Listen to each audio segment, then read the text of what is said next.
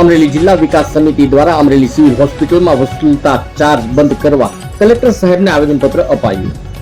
Amreli civil હોસ્પિટલમાં વધુ પડતા ગરીબ લોકો સારવાર માટે આવતા હોય છે. અમરેલી સરકારી સિવિલ હોસ્પિટલ કે જે શાંતાબેન ગજેરા હોસ્પિટલથી ઓળખાય છે, જેમાં રોજ જુદા જુદા ચાર્જમાં વધારો થઈ રહ્યો છે. જેમાં જાણવા મળ્યું છે કે સરકાર સાથે MOU મુજબ મફત સેવા આપવાની હોય છે.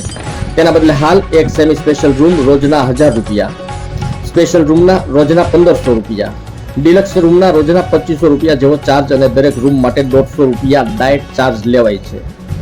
ICU માટે અધોધરો 10,000 ડિપોઝિટ ભરો તો જ પ્રવેશ મળશે અને રોજના 3600 રૂપિયા અને વેન્ટિલેટર સાથે 4500 રૂપિયા ચાર્જ લેવાય છે.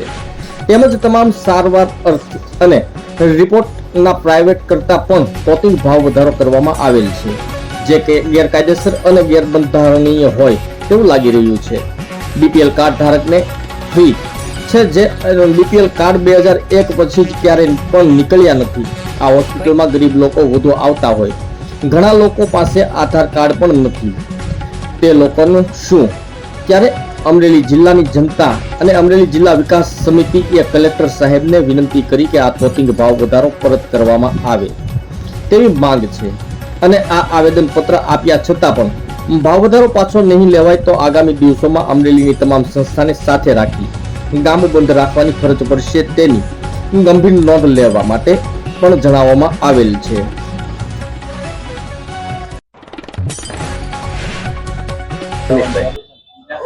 આજરોજ અમરેલી જિલ્લા વિકાસ સમિતિના નેજા હેઠળ અમરેલીની એકમાત્ર જે સિવિલ હોસ્પિટલ હતી જિલ્લાની, તેનું સરકારે ખાનગીકરણ કર્યું. શાંતાબા ગજેરા જનરલ હોસ્પિટલ શાંતાબા ગજેરા ટ્રસ્ટને સોંપવામાં આવ્યું. ત્યારથી આ હોસ્પિટલ કંઈક ને કંઈક બાબતે વિવાદમાં રહેલી છે. થોડાક મહિના પૂર્વે જ આ શાંતાબા ગજેરા જનરલ હોસ્પિટલમાં અંધાપાકાંડ થયેલો. 25 જેટલા લોકોની આંખો છે ગુમાવવાનો વારો આવ્યો હતો. 12 થી 13 જણા તો સાવ અંધાપો હતો. 6 થી 7 વ્યક્તિને એક આંખ જતી રહી હતી. 5 વ્યક્તિ છે એને આંખમાં ઓછું દેખાવા મળ્યું હતું. પરિણામે માનવ આયોગ અને ગુજરાત સરકારમાં ફરિયાદ થતા આ શાંતાબા ગજેરા જનરલ હોસ્પિટલને આકરો દંડ કરોડો રૂપિયામાં ફટકાવવામાં આવ્યો અને જે લોકોના ભોગ બન્યા હતા એને વળતર ચૂકવવાનો આદેશ આવ્યો. આ સરકારી સિવિલ હોસ્પિટલ જ્યારે આ શાંતાબા ગજેરા જનરલ ટ્રસ્ટને સોંપવામાં આવી ત્યારે 33 વર્ષના ગુજરાત સરકાર સાથે MOU થયેલા છે. 33 વર્ષ સુધી તદ્દન સારવાર મફત, તદ્દન એની દવાઓ પણ મફત આપવાની. તો શા માટે આ ટ્રસ્ટ છે એ આમ જનતા પાસેથી, ગરીબ માણસો પાસેથી ચાર્જ વસૂલે છે?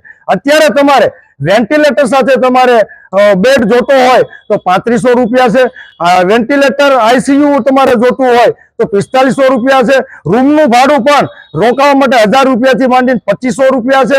વળી ડોક્ટર સાથેની સાંઠગાંઠ, એટલે આખો કેવો ખેલ હાલે છે પૈસા કમાવાનો કે ડોક્ટર સાથેની સાંઠગાંઠના હિસાબે કોઈ પણ સામાન્ય દર્દી આવે અને એમ કે ભાઈ મને આ તકલીફ છે, શરદી.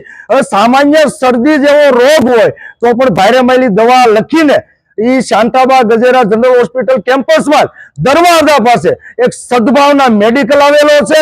આ ટ્રસ્ટની માલિકીનો છે. તો એ તમારે દવા કમ્પલસરી જે ડોક્ટર પ્રિસ્ક્રિપ્શનમાં લખે છે એ તમારે સદભાવના મેડિકલથી લેવી પડે છે.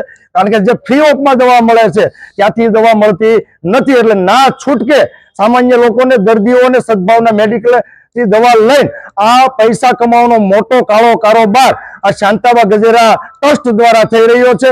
ડોક્ટરો પણ પૂરતા નથી, મેડિકલના સાધનો પણ પૂરતા નથી. મોટાભાગના ડોક્ટર તો ખાલી સરકારી ચોપડે, એના ટ્રસ્ટના ચોપડે જ દેખાડવામાં આવ્યા છે. જો સ્થળ તપાસ કરવામાં આવે, અચાનક વિઝિટ લેવામાં આવે તો 50% કરતા વધારે ડોક્ટરનો સ્ટાફ માત્ર ચોપડા ઉપર હાજર છે, સ્થળ ઉપર હાજર રહેતો નથી. અને સામાન્ય જેવી ગંભીર બીમારી હોય તો પણ અહીંથી દર્દીને રાજકોટ કે ભાવનગર છે એ રિફર કરવામાં આવે છે. ઇમરજન્સી હોય, જ્યારે કૂતરું કર્યું હોય ત્યારે સ્નેક બાઇટના ઇન્જેક્શન છે હાજર હોતા નથી. એક્સિડન્ટ થયું હોય અને લોહી બંધ કરવા માટે ફેક્ટર 8 અને ફેક્ટર 9 ના ઇન્જેક્શન દેવા પડે, એ પણ હાજર હોતા નથી. એટલે અડધા કરતા ઉપરની દવાઓ પણ હોતી નથી.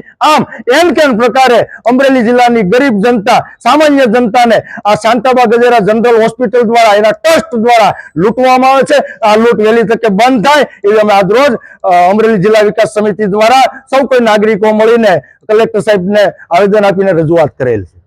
મારું નામ રાજેશભાઈ ગાંધી છે. અમરેલી જિલ્લા વિકાસ સમિતિ તરફથી આજે આવેદન દેવા આવ્યા છે.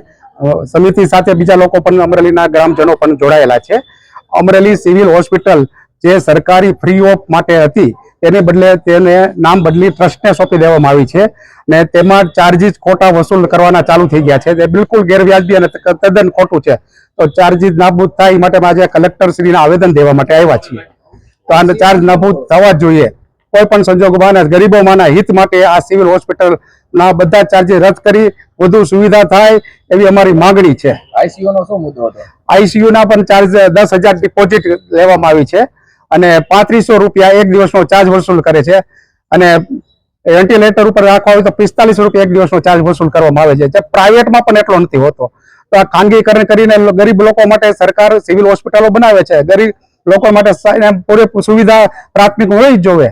એની બદલે ટોટલી વેપારીકરણ થઈ ગયું છે. તો આ બંધ થવું જોઈએ અને ગરીબો માટે જ આ સિવિલ હોસ્પિટલ છે હોવી જોઈએ અને ટોટલી બધો ફ્રી ઓફ ચાર્જ હોવી જોઈએ. આગામી દિવસોમાં આમાં કઈ નિર્ણય નહીં આવે તો શું કરશો? અગાઉના દિવસોમાં નિર્ણય નહીં આવે તો અમારે સાથે સંસ્થાઓને રાખીને ગામ બંધ કરવાની પણ ફરજ પડશે અને બીજા ગાંધીજી અમારે બીજા પણ આંદોલન મારે કરવા પડશે. કોઈ પણ સંજોગોમાં ચાર્જ લેવાય નહીં એની મારે પૂરેપૂરી મહેનત કરીશું. અમરેલી સરકારી હોસ્પિટલ જે છે તે ખાનગીકરણ કરવામાં આવી, સરકારે ટ્રસ્ટને ત્યારે કેવા મુદ્દાઓને ધ્યાનમાં રાખીને ટ્રસ્ટને સોંપવામાં આવી? ટ્રસ્ટને સોંપવા માટે એના સેવા કરવાના હેતુથી જ સોંપવામાં આવી હતી. મને સેવા કરતા હવે બિઝનેસ ચાલુ થઈ ગયો છે. MRI સ્કેન આ તે બધાના 2,000 થી શરૂઆત ચાર્જીસ ના થાય છે. દવા પોતે હોતી નથી. દવાની અંદર મેડિકલ સ્ટોર પણ પ્રાઇવેટ નાખવામાં આવ્યો છે. તે દવા પણ દરેક ફ્રી જ આપવાની અને ભલે પ્રાઇવેટ કરે એમાં પણ થયું છે. તો આ બધું હટાવી અને જો એમ સેવા ન કરવી હોય તો સરકારને પરત કરી દે કે આ સેવા કરે. તો ટ્રસ્ટને અમારે વિનંતી છે